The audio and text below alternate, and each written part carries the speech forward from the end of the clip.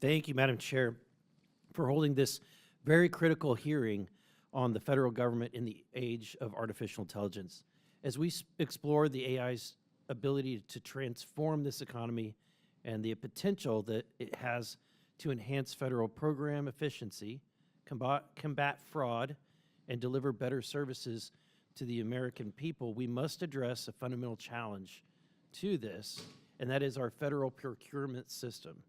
Our current system is riddled with barriers, lengthy certification processes, complex reseller networks, and multi-year contract vehicles that prevent agencies from accessing innovations or AI solutions, particularly from smaller companies.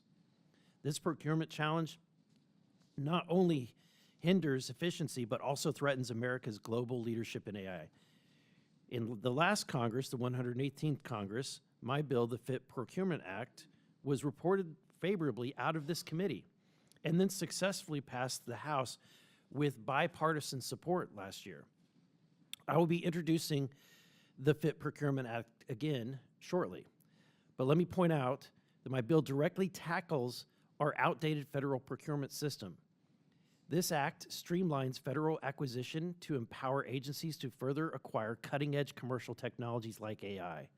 It does this by simply raising the simplified acquisition threshold from $250,000 to $500,000, increasing the micro purchase threshold from $10K to $25K, and allowing advanced payments for subscription-based software, which is what we see so readily today that the federal government is not able to take advantage of.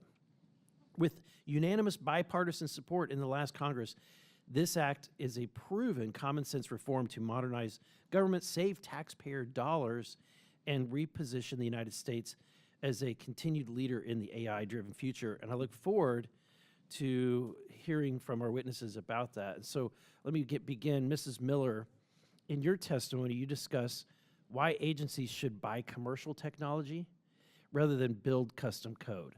As someone who was an in-house custom coder, I couldn't agree with you more. Could you follow up and elaborate on that? Yeah, sure. Well, the point I was making in my testimony about that was that it creates technical debt when you're creating your code yourself. And because AI is moving so quickly, frequently it'll be obsolete soon after it's built. And so it makes sense to contract with vendors who have more updated tools. I would just add that the bill that you're referring to, given my own small company's challenges, getting access to small pilot projects and proofs of concept, given those very low thresholds, this would be very beneficial to small, innovative technology companies. Thank you. I don't have to now ask my follow-up question.